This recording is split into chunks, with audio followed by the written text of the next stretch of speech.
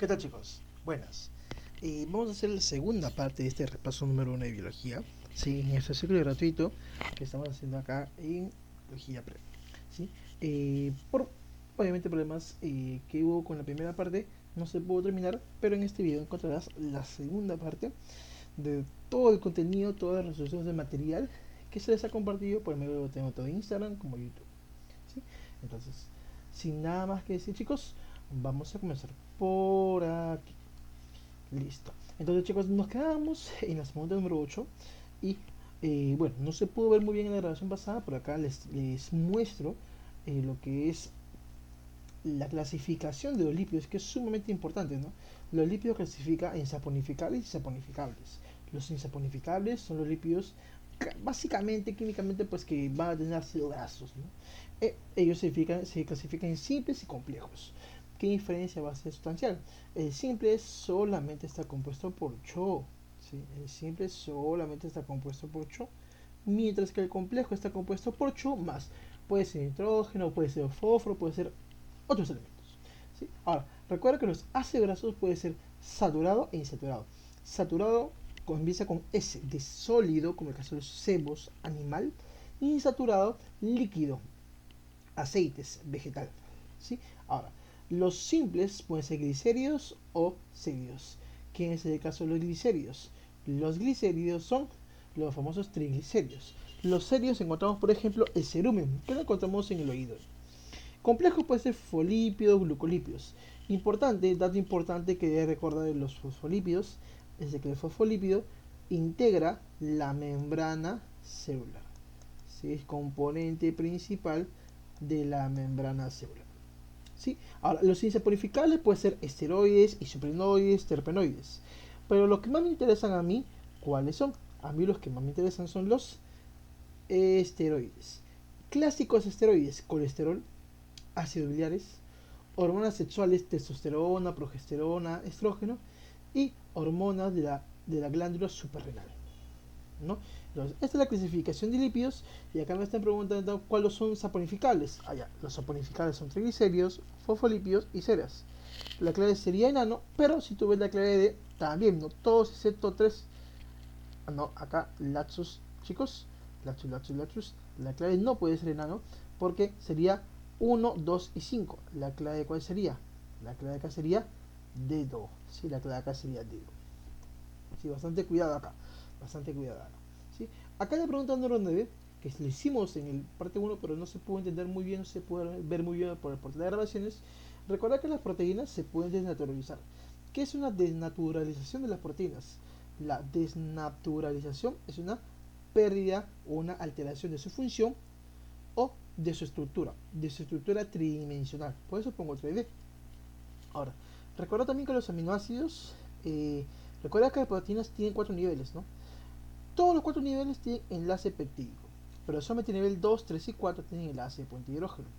Pero además, recuerda que enlace 3 y 4 tienen enlace disulfuro. Enlace disulfuro. ¿Qué significa enlace disulfuro? Que acá intervienen los aminoácidos azufrados.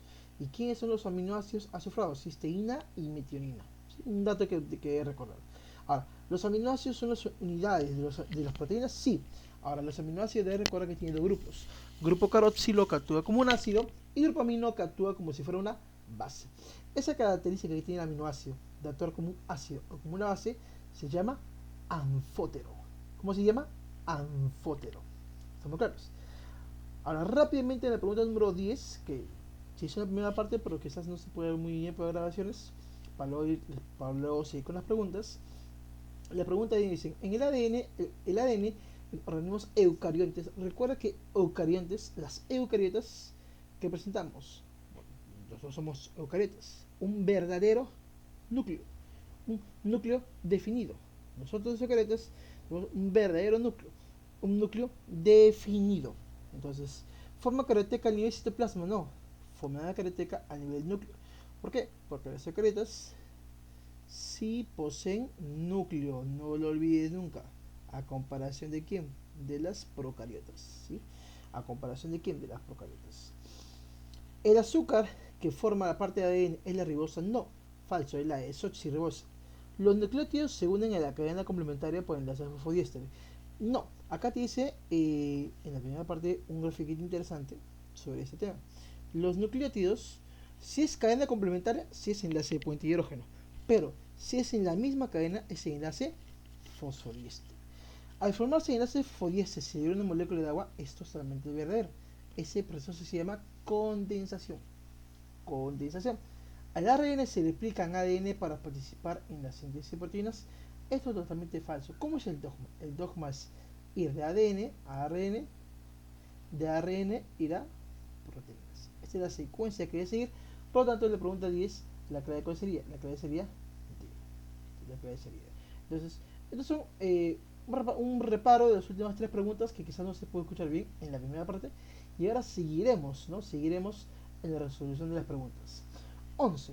Un tesista ha extraído muestras de tierra de un lugar inexplorado rico en virus. Ojo, tiene una tierra, ha extraído tierra de un lugar inexplorado, pero esta tierra está rico en virus. Ya, tú sabes que un virus es un complejo que no tiene vida, un virus es un complejo supramolecular, etcétera, etcétera, etcétera. El cual lo cultiva en medios este virus lo cultiva en medios enriquecidos. Al cabo de 24 horas no logra conseguir que estos prosperen, que estos proliferen. Cuando llega su asesor se da cuenta de la razón y de tal resultado explica el experimento ha salido así porque ¿por qué ha salido mal? Prácticamente. Entonces, acá tenemos que recordar las características de los virus. Los virus, que son complejos supermoleculares y que son muy interesantes, ¿no? Tienen unas ciertas características que tenemos que tener en cuenta. ¿Sí? Vamos acá a ponerte 4 características. Vamos a poner acá. Acá vamos a ponerte 4 características. 4 características. Primera característica, es un parásito intracelular. ¿Qué significa eso? Que necesita estar dentro de una célula para poder sobrevivir, para poder replicarse. Es un parásito intracelular. ¿Sí? Segunda característica, ¿sí? ¿Qué más? Tiene naturaleza nucleoproteica. ¿Qué significa esto, profesor? Significa que está compuesto por ácidos nucleicos y está compuesto por proteínas. Tiene naturaleza nucleoproteica, compuesta por ácidos nucleicos y proteínas. ¿Sí? Y proteínas. Los virus carecen de una característica, carecen de metabolismo. Por eso necesitan a una célula, necesitan infectar a una célula. ¿Sí? Y, importante, son específicos porque atacan a una célula en particular, son específicos y mutables. Significa que a lo largo del tiempo van a mutar, ¿no? Van a mutar por algunos errores en su replicación. Entonces, ¿por qué el virus no se ha cultivado aquí? No se ha cultivado porque en ningún momento ha estado dentro de una célula. ¿Sí? El virus es parásito intracelular, necesita estar dentro de una célula para poder ejercer su acción. Entonces, chicos, acá la clave de cuál sería. Necesita estar dentro de una célula. ¿Por qué? Porque recuerda que los virus carecen de metabolismo y para poder proliferar y para poder replicarse, ¿qué necesitan? Necesitan metabolismo. Metabolismo, ¿estamos claros? Listo. En la pregunta número 12, que es súper interesante, ya que nos saben del VIH, ¿no? Se ha desarrollado un nuevo medicamento llamado Preliminar AXT1. ¿Qué hace este medicamento AXT1?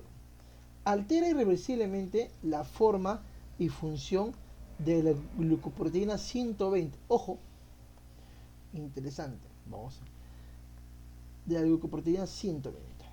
Con este dato podemos decir que la facilidad. Tienes que recordar que en el caso del VIH,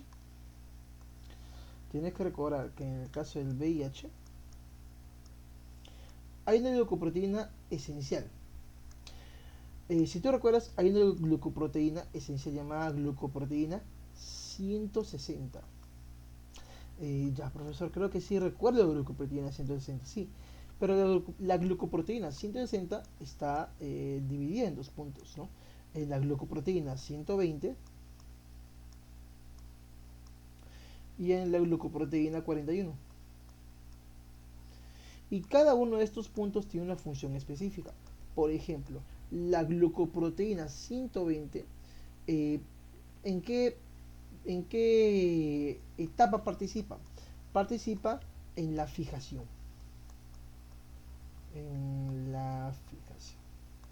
La glucoproteína 41 participa en la etapa de penetración. Penetración.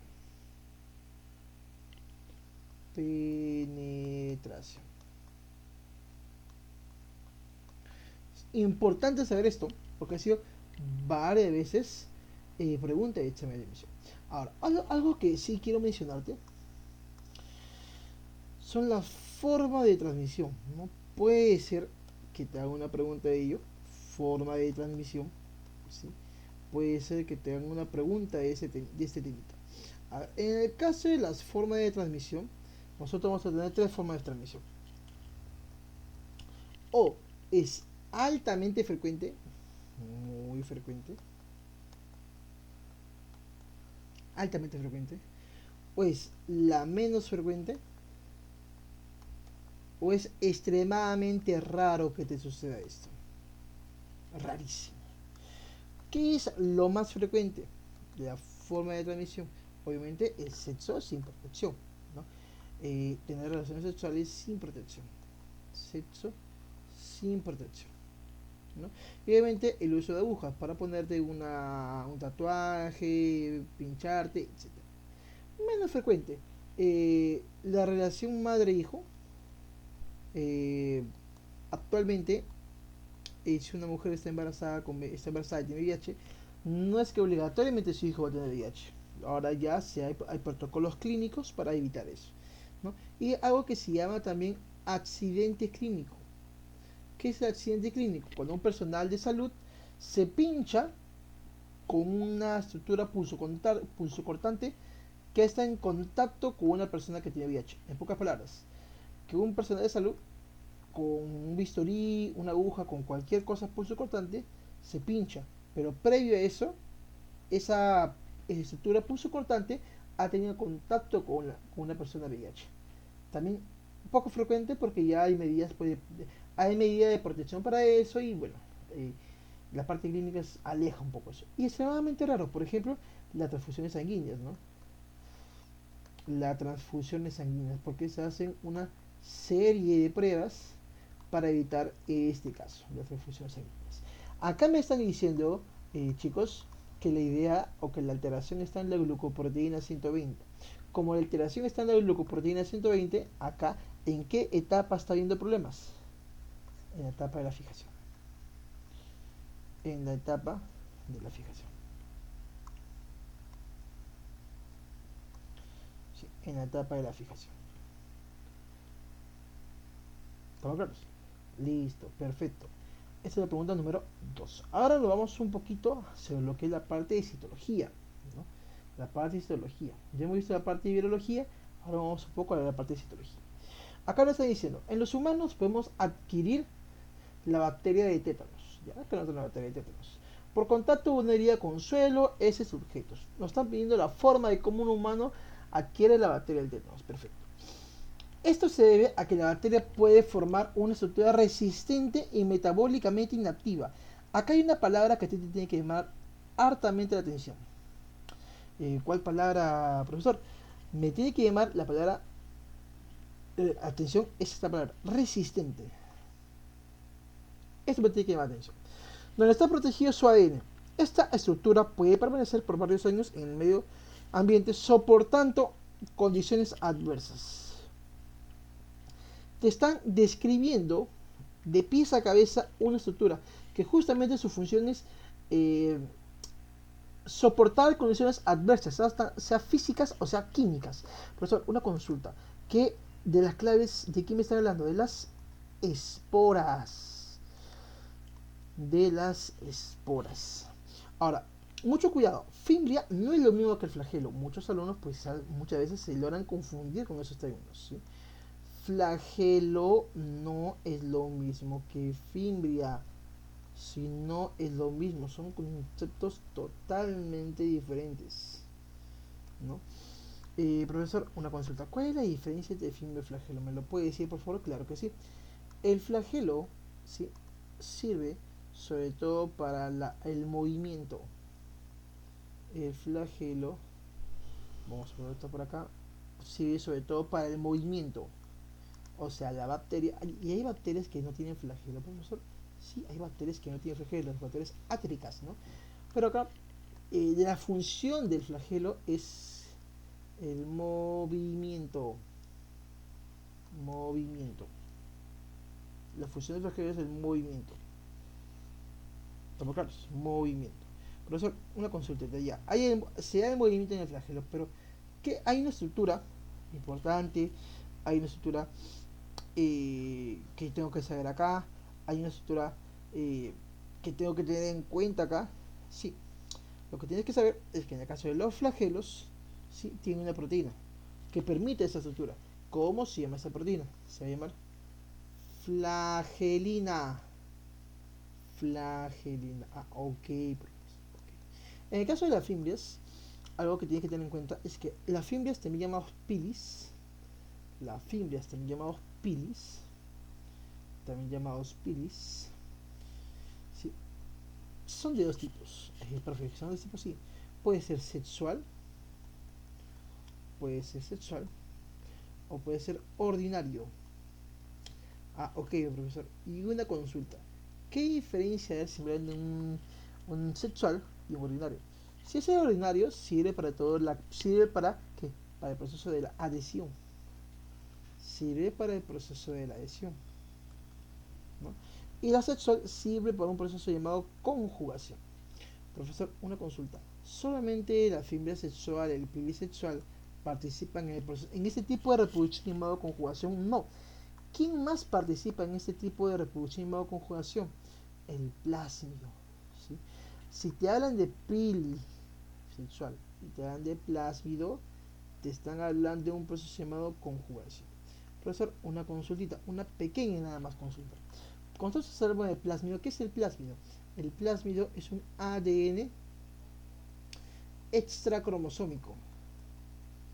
Extracromosómico. Sí, es un ADN extracromosómico. Este plásmido, que es un ADN extracromosómico, también está íntimamente relacionado, está asociado ¿a qué? A resistencia a antibióticos. Está asociado a resistencia de antibióticos. Si a ti te ponen en tu examen un caso de resistencia a antibióticos, piensa en plásmido. Piensa en conjugación, ¿sí? Está íntimamente relacionado, ¿sí? En el caso de la pregunta número 14, nos están hablando sobre qué? Están hablando sobre la clasificación de bacterias, ¿no? Las bacterias se clasificamos básicamente en dos grupos: las arqueobacterias y las eubacterias. Las arqueobacterias y las eubacterias. A ver, profesor, una consulta así. ¿Cómo es esto? En el caso de las arqueobacterias hay tres tipos. Hay bacterias que producen metano. Esas bacterias que producen metano se van a llamar metanógenas. Hay bacterias que viven en ambientes salados. Esas bacterias se van a llamar halófilas. Hay bacterias que viven en ambientes de alta temperatura, de gran acidez. Se van a llamar termoacidófilas. Esas son las arqueobacterias, las bacterias mucho más antiguas, bacterias primitivas, evolutivamente, etcétera, etcétera, etcétera. En el caso de las eubacterias, son varias, te quiero mencionar 6 que son interesantes. Las primeras son bacterias, ojo, escúchame bien, bacterias que hacen fotosíntesis anoxigénica. Y tú te preguntarás acá, Profesor, una consulta. Esas bacterias que hacen fotosíntesis anoxigénica, yo me pregunto, ¿qué es una fotosíntesis anoxigénica? Una fotosíntesis anoxigénica es una fotosíntesis que no libera oxígeno. ¿Sí? Entonces, ¿quiénes hacen ese tipo de fotosíntesis? Las bacterias verdes purpúreas. Pero también hay unas bacterias que hacen fotosíntesis oxigénica. Profesor, ¿qué es una fotosíntesis oxigénica? Una fotosíntesis oxigénica es la fotosíntesis donde sí se libera oxígeno. ¿Quién sí libera oxígeno? Las cianobacterias. Ojo, tener en cuenta eso. Importante saber eso. ¿Sí? Ahora, clásica, las bacterias gram positivo, y como hay gram positivo, también hay bacterias gram negativo, ¿no? Las bacterias gram positivo es porque tienen una abundante pared celular, ¿sí? Y la gram negativo tienen baja pared celular, ¿sí? Importante. Otra característica que te pueden hablar es que si te hablan en el texto, en la pregunta de ácido teicoico, te están hablando de bacteria gram positiva. Pero si te están hablando en el texto, en la pregunta, una bacteria que posee una doble membrana, te están hablando de bacterias gram negativo. Gram negativo. Ahora, hay unas bacterias que tienen vida intracelular obligatoria. Necesitan obligatoriamente vivir dentro de una célula. Esas bacterias se llaman rickettsias. Rickettsias. Rickettsias. Y hay bacterias muy pequeñas que carecen de pared celular, llamado micoplasma. Los micoplasmas carecen de pared celular. Entonces, chicos, estas son importantes estas clasificaciones. Hay más bacterias, muchas más. Pero estas son lo importante que quiero que tengas en cuenta. Acá me está diciendo, el estómago de los rumiantes contiene microorganismos procariotas que viven en ambientes anaeróbicos que obtienen energía. Ojo, ojo, ojo. Los rumiantes que producen metano. Y si producen metano, que es un gas natural, acá me lo están mencionando, son bacterias que viven en el ambiente de metano, que también producen metano. Son bacterias metanógenas. Clave, casita. Esta clasificación es importante, es fundamental. ¿Tienes que tenerlo en cuenta? Sí, tienes que tenerlo en cuenta. ¿Tienes que interiorizarlo? Sí, tienes que interiorizarlo. Estamos claros, es sumamente importante, sumamente importante. Listo. Vamos a la pregunta número 15 y 16. Mira, vamos. Son 22 preguntitas. Profesor, es bastante que repasar, bastante que repasar. Y en este pequeño ciclo gratuito repaso, esa es la idea. Esa es la idea. Si tienes alguna duda o consulta, cuando estés viendo este video, por favor, me encantaría que me lo pongas en la caja de comentarios. Y yo, encantadísimo, sumamente encantado de poder responderte de dudas y poder ayudarte. La pregunta número 15 nos dice: en las células existen unas proteínas denominadas GLUT, las cuales permiten que la glucosa ingrese a las células, siguiendo el ojo, importante. Me salen unas proteínas más GLUT. Ya, profesor, no conozco la GLUT. Pero acá me dicen que la GLUT hace que la glucosa ingrese a las células. Ya. Pero ojo, siguiendo la ley de la difusión. Para eso tenemos que recordar cómo se clasifica el transporte a través de la membrana. Transporte a través de la membrana. El transporte a través de la membrana lo clasificamos en dos grandes grupos. Transporte pasivo y transporte activo. El transporte pasivo se caracteriza porque sí sigue la ley de la difusión. Y el transporte activo se caracteriza porque no sigue la ley de la difusión. Para eso tenemos que recordar qué significa la ley de la difusión, que va de mayor concentración a menor concentración. Ok, entiendo. Ahora, el pasivo se subclasifica en tres. Que sí, profesor, claro que sí. El pasivo se subclasifica en tres. A ver, ¿me puede explicar, por favor? Claro que sí. Se subclasifica en osmosis, se subclasifica en difusión simple, se subclasifica en difusión facilita. ¿Sí? Hazme recordar. Hazme recordar. Ayúdame. Ayúdame, por favor, ayúdame. Dime ejemplo piensa piensa en tu mente ejemplos de ósmosis, ejemplo de difusión simple y ejemplo de difusión facilitada. Te doy 30 segunditos.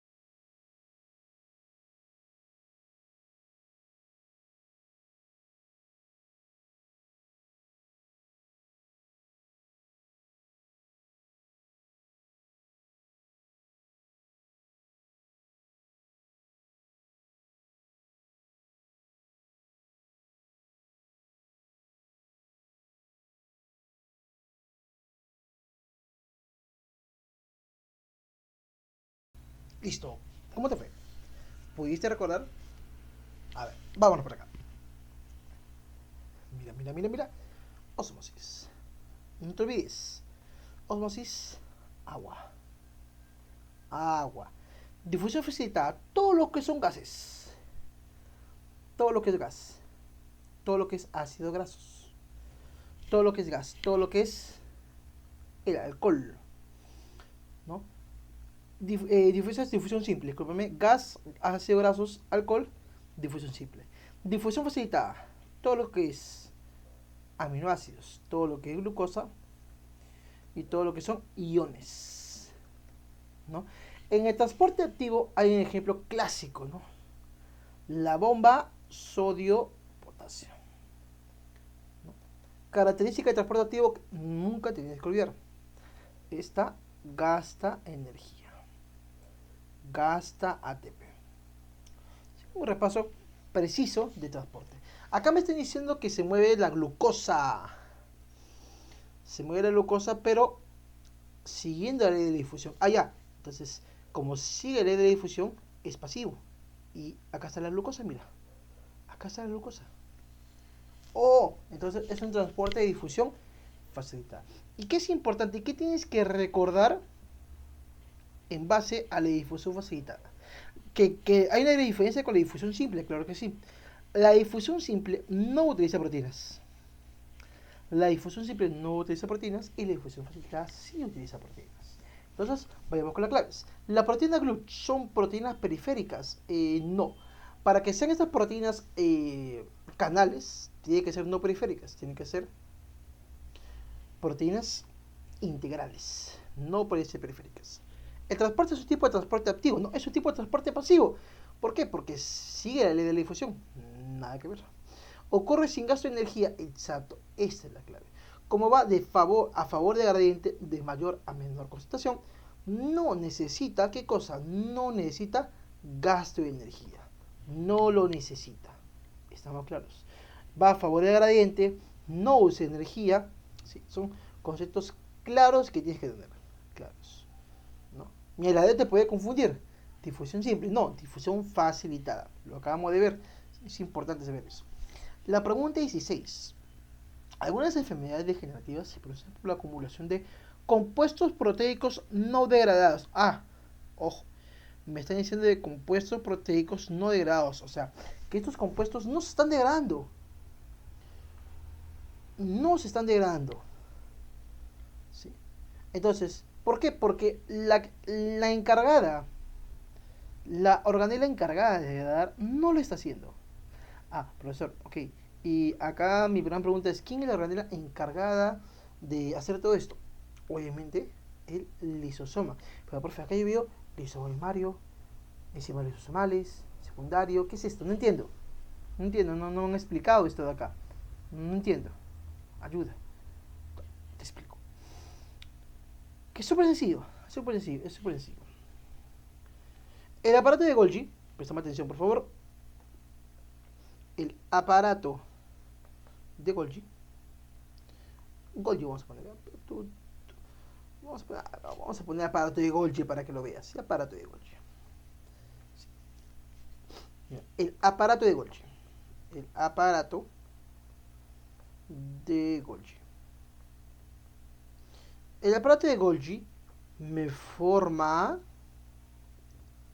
ojo, me forma al lisosoma, pero no cualquier lisosoma. Me forma el lisosoma primario. Y tú te preguntas acá, ¿el lisosoma primario qué característica tiene?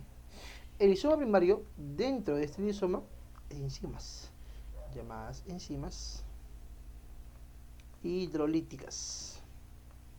Ya, ok, entiendo. O sea, enzimas que rompen. Pero cuando este lisosoma primario, préstame atención aquí por favor, que es sumamente importante, yo le sumo, yo le añado, ¿qué cosa?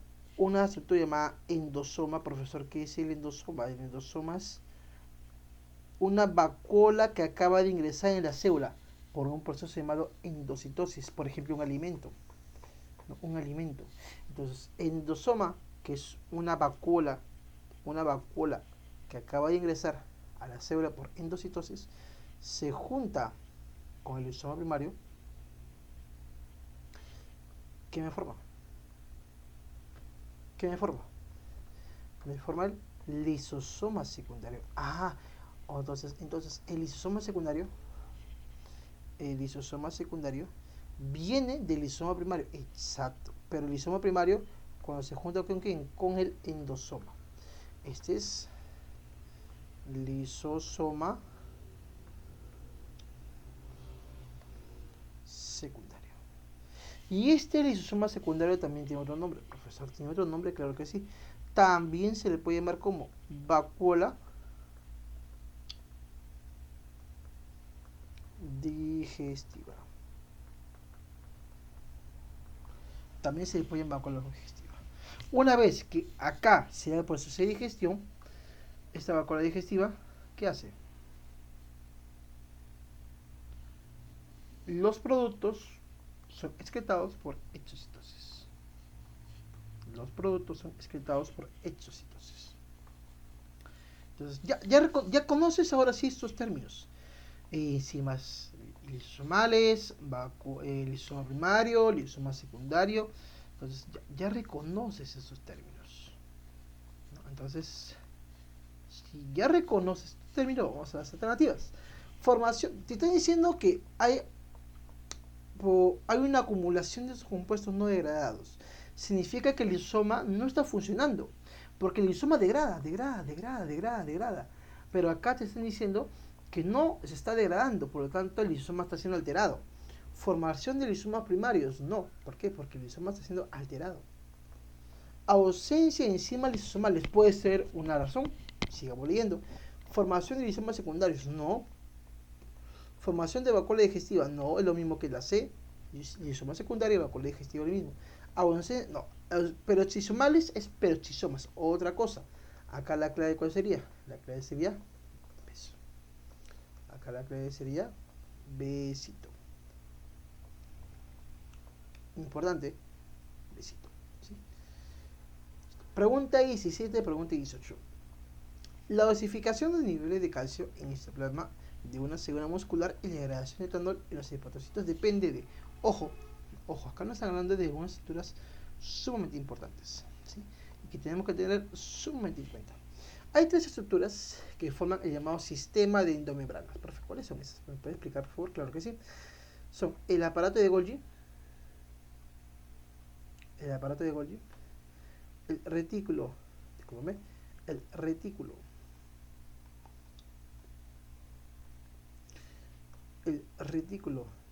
endoplasmático liso, y así como hay retículo endoplasmático liso, hay retículo endoplasmático rugoso. Ya. Esas tres forman el llamado sistema de endomembranas.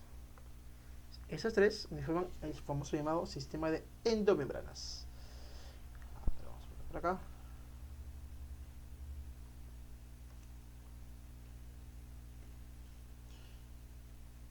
Retículo endoplasmático liso, retículo endoplasmático rugoso. Acá tenemos tres. Quiero ponerte dos características de cada una que es importante que lo sepas. En el aparato de Golgi, ¿sí? El aparato de Golgi está formado, está dado por una asociación de unas llamadas ditiosomas. Entonces está formado por ditiosomas. O te pueden poner también cisternas. ¿Y de qué se encarga? Empaqueta y secreta sustancias. Empaqueta y secreta sustancias, ¿no? El retículo endoplasmático liso, ¿sí? Este carece de ribosomas. Por lo tanto, se encarga de la síntesis de ¿qué? Síntesis de lípidos. ¿Por qué, profesor? Porque carece de ¿qué? De ribosomas, ¿sí? Y además se encarga del proceso de detoxificación celular, ¿sí? Ojo, importante, pregunta que viene en el examen. Profe, ¿quién se encarga de detoxificar mi hígado? Que por ejemplo es el gran laboratorio de tu cuerpo. El retículo endoplasmático liso o agranular también lo llaman, ¿no? O granular. El retículo endoplasmático rugoso sí tiene qué cosa, ribosomas. Por lo tanto, como si tiene ribosomas, se encarga de la síntesis de proteínas, porque esta sí tiene ribosomas, se encarga de la síntesis de proteínas, ¿no? Pero además, ¿por qué es importante? Porque a partir del retículo endoplasmático rugoso se forma la carioteca. ¿Qué es la carioteca? La envoltura nuclear. Entonces, es importante saber sus funciones. Me hablan acá de degradación de etanol por el hepatocito. A ti cuando te hablen de hepatocito o hago referencia al hígado, tú automáticamente piensa en qué, piensa en el retículo endoplasmático liso, porque es el que se encarga de la detoxificación celular. Tienes que pensarlo automáticamente. Acá la clave sería besito. Acá la clave sería besito. ¿Sí? Entonces, esos conceptos tienes que tenerlo clarísimo porque en el examen de admisión, una vez te pregunten, tú ya sabes por qué buscar en las alternativas. ¿Ya? Y eso es lo que tienes que, eso te va a aumentar tu velocidad, ¿no? Eso va a aumentar tu velocidad. Vamos con las últimas preguntitas, las últimas 5 preguntitas, chicos, ¿no? Para acabar al menos este repaso número 1. Recuerden que el siguiente repaso que va a tocar el domingo va a ser de anatomía. ¿Sí? Es importante, por favor revisen la red, revisen Instagram. Ahí se va a encontrar tanto los resúmenes como todo el material necesario para que ustedes puedan repasar y el domingo pues podamos resolver las preguntas. ¿Sí? Listo. Entonces, a partir de una molécula, dicen que tenemos una molécula ya de ARN mensajero con 186 codones. ¿Sí? Tiene 186 codones, listo. Se dice, pero se forma, como tiene 186 codones, se forma un péptido de 185 aminoácidos, listo. Y nos salen acá. Si hay una mutación de un gen, lo que causa que un codón intermedio, ojo, lo que causa de un codón, lo que causa que un codón intermedio pase de UCA a UAA. Ojo, tengo una mutación y esta mutación es la que me causa esto. Ya. Y me preguntan acá, ¿cuál es la primera consecuencia de esta mutación? O sea, básicamente me están diciendo cuál es la consecuencia de esta mutación. Para esto tú tienes que recordar lo siguiente. Primero, lo de azul. Mira, me está diciendo que acá tú tienes 186 codones. Sí. Pero de estos 186 codones, para que me entiendas, de estos 186 codones, lo de azul, estamos hablando de lo de azul, lo que está ahí de azul, 186 codones. De estos 186 codones, voy a tener 185, escúchame bien, 185 y 1.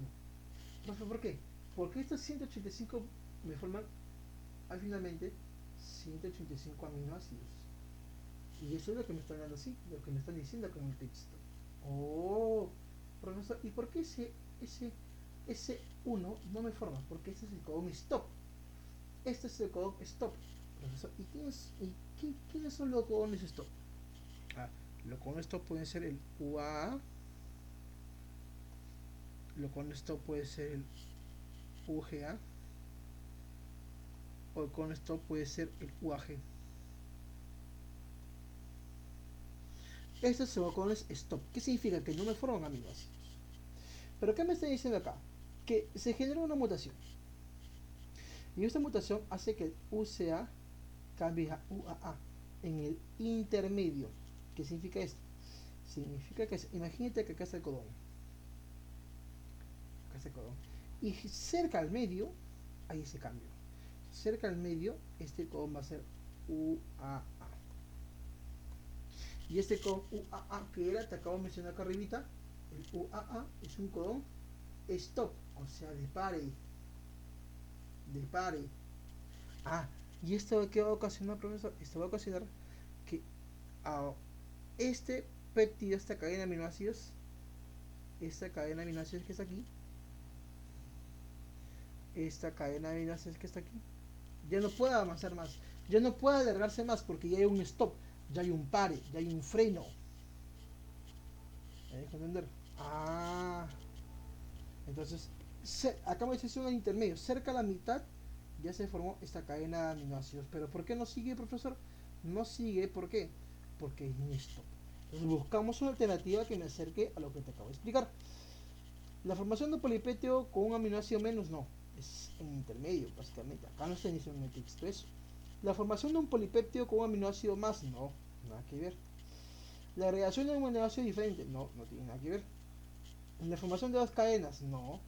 La interrupción de la cadena a la mitad, esta sí me tiene que ver con lo que te acabo de hablar. Entonces, chicos, acá la clave sería inando. Sí, inando. Sí.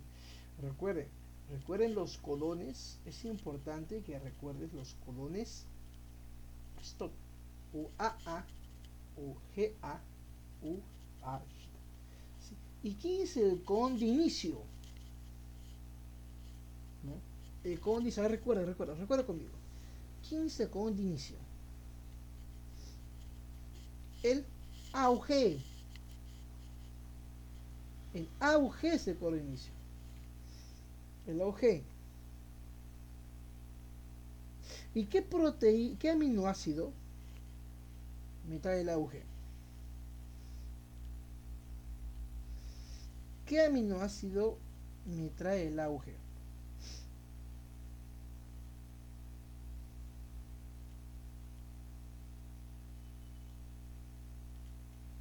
Metionina. Recuerda, codón de inicio AUG. Aminoácido que trae metionina. Metionina. ¿Sí? Con ese stop 3 UAA, UGA y UAG.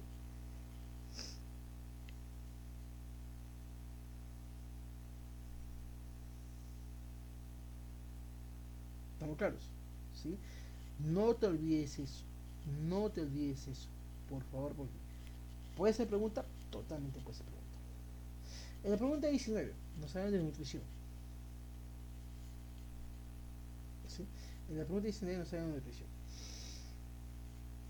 Dice, la bacteria Acidophilus thiopsidans es una bacteria que habita en las aguas ácidas de relaves mineros. Ya, es una bacteria que habita en relaves mineros. Ya, sigamos leyendo.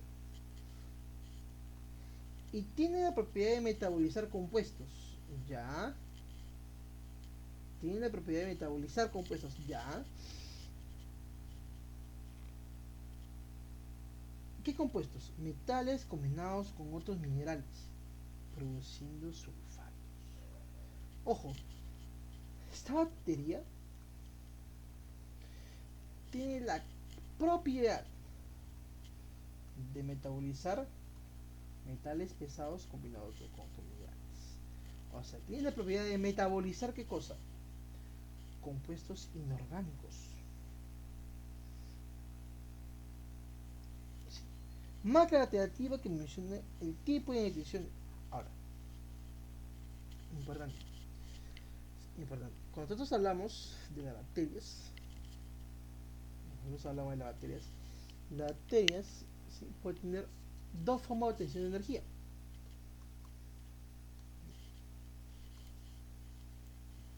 Vamos a poner acá. Obtención de energía de las bacterias. Nutrición de bacterias. Te lo pueden preguntar en nutrición o te lo pueden preguntar en el caso de célula procariota. Fácilmente. Fácilmente. O sea, es importante saberlo, sí, es importante conocerlo. Mira por acá. Obtención de energía en bacterias. Obtención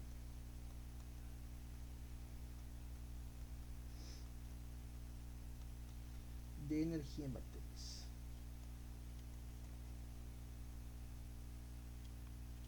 La obtención de energía de batería se da por dos procesos.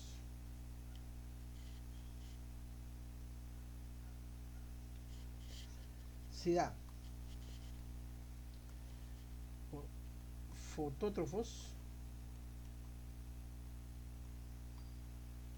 o se da por quimiótrofos.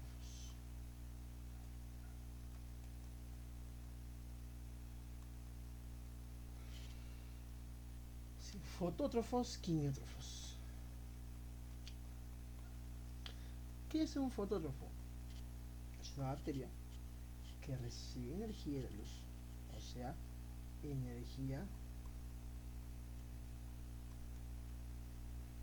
de la luz solar. Las cianobacterias, las bacterias verdes propias. Los quimiótrofos son los que tienen energía de la descomposición química. Cada vez que hay una descomposición química, de ello tienen energía. Y los quimiótrofos se dividen en dos grupos. Los quimiótrofos se dividen en dos grupos.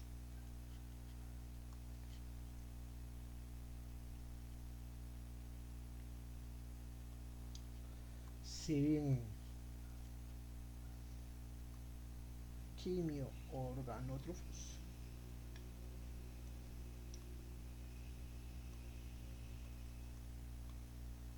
y los quimiolitótrofos.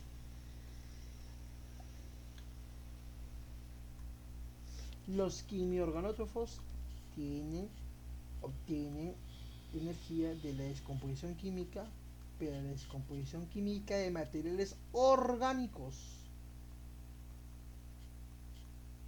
Y los quimiolitótrofos obtienen energía de descomposición química, pero de materiales inorgánicos. Y acá en la pregunta me están diciendo metaboliza metales combinados con otros minerales. ¿Y todo eso qué es? Son materiales inorgánicos. Por lo tanto, acá la clave cuál sería. ¿Difícil? No. ¿Tener claro el concepto es necesario? Sí. ¿Tenerlo claro es necesario? Sí, totalmente. Totalmente. Totalmente. ¿Sí? Listo. Pregunta número 20. Por favor, les pido, chicos, obviamente que puedan seguir nuestras redes sociales. Sobre todo estamos mucho más activos en Instagram, muy prontamente en las demás redes sociales.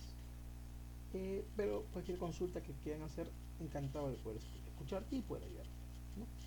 En la pregunta número 20. El ciclo de Calvin con la etapa de fijación de nosotros tiene el ciclo de Calvin. Pero ¿qué me están diciendo acá? Si se producen 72 moléculas de CO2, ojo, si se produce la fijación de 72 moléculas de CO2, ¿cuántas moléculas de glucosa pueden ser sintetizadas? Oh, interesante. Y para esto, tenemos que recordar la fórmula de la fotosíntesis, ¿cierto? ¿Cuál es la fórmula de la fotosíntesis? La fórmula de la fotosíntesis nos menciona lo siguiente: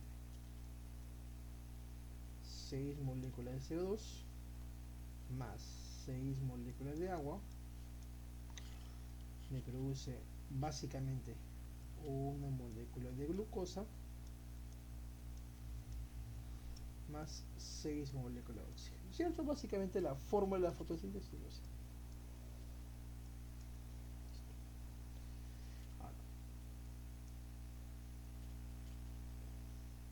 Acá el problema, el detalle es que estamos entre CO2 y glucosa. Lo demás no lo agarramos porque estamos entre CO2 y glucosa. Acá está la relación de CO2 y glucosa. ¿En qué relación? De 6 a 1. Pero acá me están diciendo en la pregunta que tenemos 72 moléculas de CO2. Por lo tanto acá tenemos 72. Y nos preguntan ¿cuánto de glucosa se habrá? Chicos, esta es estequiometría. No, estequiometría. ¿Cierto? O sea, acá 6 por 12 me da 72. 1 por 12 me daría X. Estequiometría química. ¿Cuánto daría X? 12. Difícil, no. Una pregunta con muchos claros, pero se sintetiza en esto. Se basa en esto. Así que por favor, chicos, no tengan miedo a preguntas que les pongan números o algo por el sencillo. Confíen en su conocimiento. Confíen en lo que saben. No. Y si esta semana se encuentras una pregunta así, no sabes cómo hacerla, mándala en mi Instagram, al chat de mi Instagram, y yo te puedo ayudar. Las últimas dos preguntas. Ya yendo hacia la parte de qué? De respiración celular, ¿no? De obtención de energía. ¿Estamos claros? Dice, en una planta se produce, tenemos una planta, ya, listo, tenemos una planta. En una planta se produce la producción de bioetanol. Dice por acá, en cada ciclo de producción se inicia, ojo, ¿cómo se inicia? El proceso permitiendo el ingreso al bioreactor. O sea, al principio el oxígeno ingresa al bioreactor. Listo. Con la finalidad de fomentar la multiplicación, esto genera fomentar la multiplicación. Y una vez que la densidad, o sea, una vez que ya se ha aumentado en una gran cantidad la población, se cancela el ingreso de aire y se mantiene esta condición hasta el final. O sea, acá nos está diciendo que en el bioreactor en este caso, hay dos momentos, nos están diciendo que en el bioreactor hay dos momentos.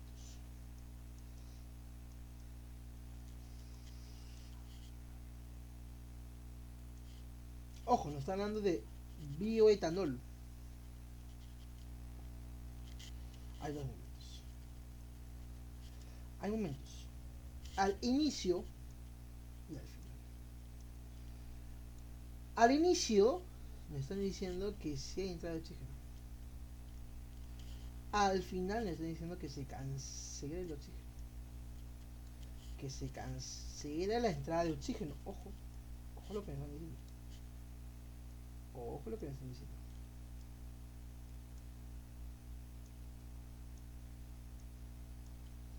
Si al inicio hay un litro de oxígeno, esto está produciendo una respiración celular aeróbica, porque está aquí dentro de oxígeno. Y una vez que se restringe el oxígeno, ¿qué va a hacer? Una fermentación. Pero como hablamos de etanol, sería una fermentación alcohólica. No puede ser láctica, porque si no, diría en lactato. Y no nos están diciendo lactato, nos están diciendo etanol. Es una fermentación alcohólica. Entonces, chicos, acá la pregunta cuál sería. Casa. Preciso, casa. No hay más. No hay más. No hay más. Y un detalle, ¿no? Un detalle que podemos hablar de esta pregunta es que cuando nosotros hablamos de fermentación, ¿no? hablamos de fermentación, hay dos tipos de fermentación. Bueno, dos que se les enseñó a ustedes, que es la fermentación láctica y la fermentación alcohólica. Quiero darte algunas diferencias para que lo tengas súper claro. Por ejemplo, la fermentación láctica, el producto, el lactato. Y la fermentación alcohólica, el producto es etanol. Ya, profesor, pero ¿hay alguna otra diferencia? Que para mí es importante, sí. Si a ti te dice, escúchame bien, ¿quién de los dos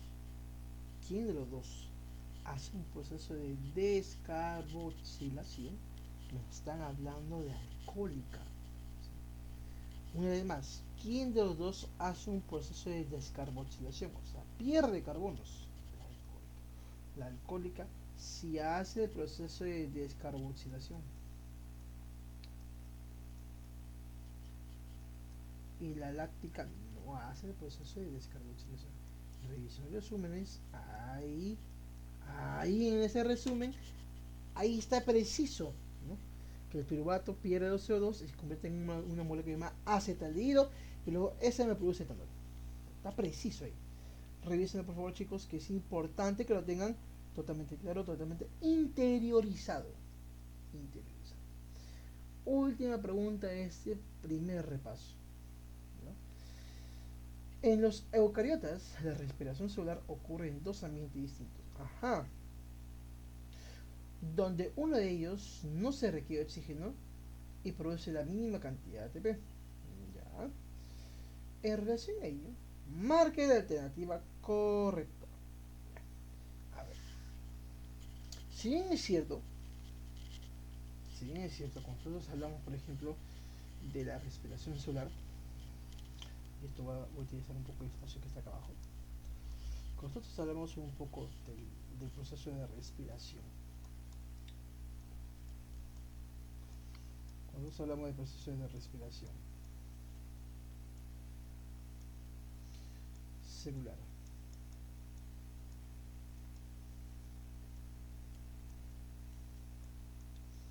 aeróbica,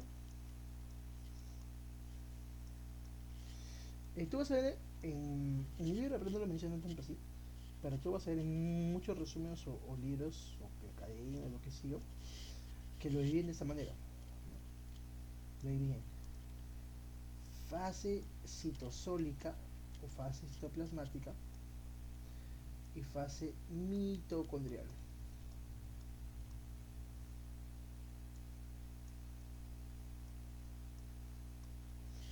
En la fase citosólica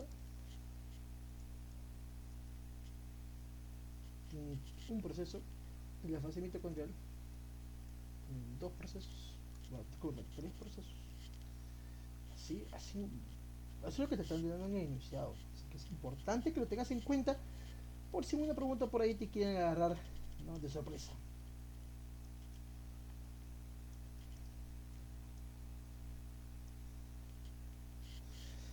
En la fase citosólica, acá se da el proceso de glucólisis. Si lo recuerdo. Si lo recuerdo. En la fase mitocondrial, el proceso de acá se llama acetilación. O también lo puedes encontrar como formación de acetil. El segundo proceso se llama ciclo de Krebs. Claro, profesor, claro que lo recuerdo. El que tiene el RAP. Exacto, el que tiene el RAP. Y el último se llama fosforilación oxidativa.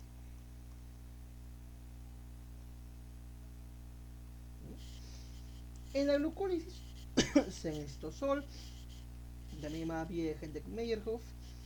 Esta no requiere oxígeno. Pues acá te dicen, pues en el enunciado acá te dicen que no se requiere oxígeno. No requiere oxígeno. Para nada, no requiere oxígeno. No requiere oxígeno.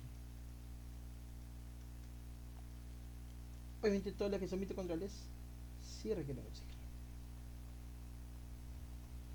Acetilación, ciclo de Krebs, fosforilación oxidativa, en cierta medida sí requieren oxígeno. Importante, ¿no? Lo del ATPs. Importante, lo del ATPs.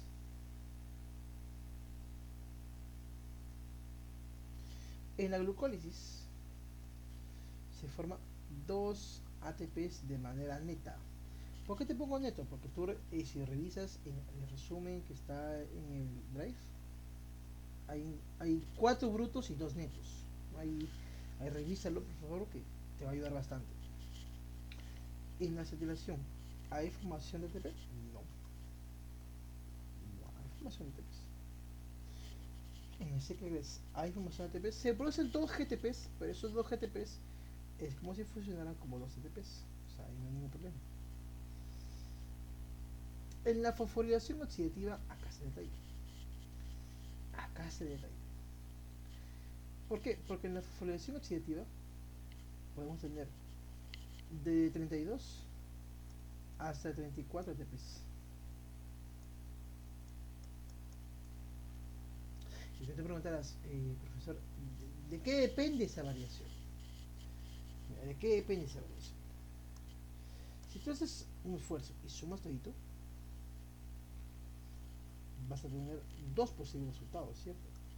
Si sumas con el 32, vas a tener, si sumas con el, vas a tener dos posibles resultados. Resultado 1, resultado 2. Si sumas con el 32, sumas todo, ¿cuánto te va a salir? Con el 32, 2 acá, 2 acá, 32 acá, ¿cómo sería?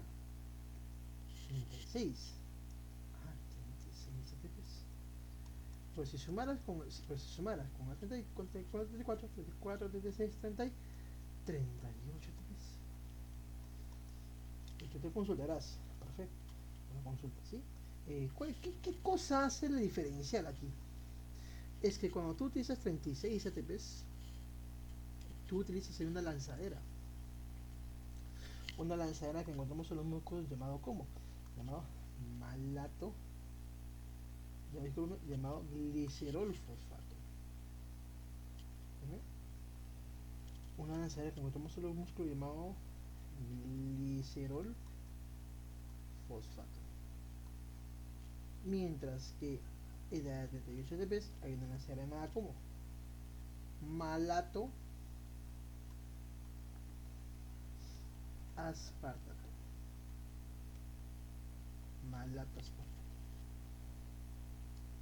Sí, o sea, este esquema es que tiene que claro. Entonces, si tú ves acá en qué evento me produzco más ATPs, obviamente en la fosforilación oxidativa.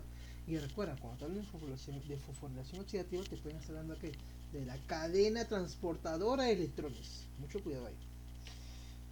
Entonces, acá la clave sería casita. Por recordar,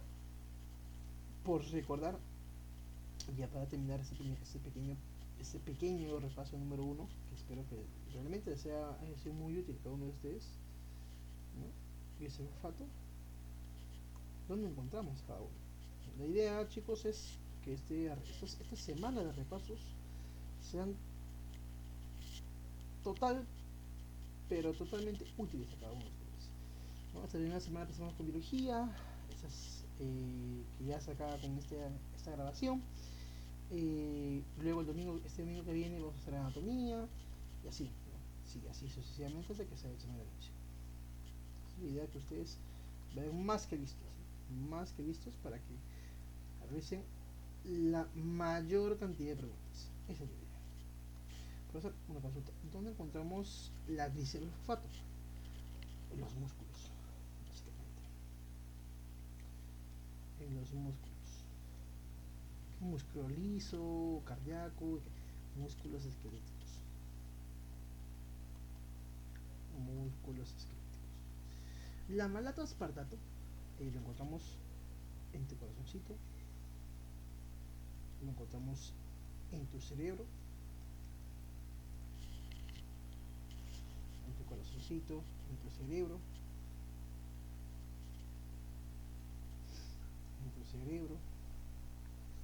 en tu riñón, en tu hígado, etcétera, etcétera, etcétera, ¿no? Entonces, con esto, chicos, acabamos este repaso número 1 del curso de biología. Este domingo, como les mencioné, vamos a tener el repaso número 1 de anatomía, y luego el siguiente domingo repaso número 2 de biología, y así sucesivamente, hasta terminar todo el tema. Chicos, como siempre, agradezco que se hayan dado un momento de ver este video, y cualquier cosa, cualquier consulta, cualquier punto que tengan duda, por favor pongan en la caja de comentarios, escriban en Instagram, y profesor, ¿cuál es su Instagram? ¿Qué está acá? Ajá, ¿qué está acá? Biología pre oficial en Instagram, TikTok, que vamos a tratar de subir algunos contenidos ahí. YouTube, donde está viendo, bueno, Facebook. Y este ciclo gratuito, repasando con Bioplay. Listo, chicos, así que espero veros en una próxima oportunidad. Cuídense bastante y recuerden, sigan estudiando, que está vacante aún.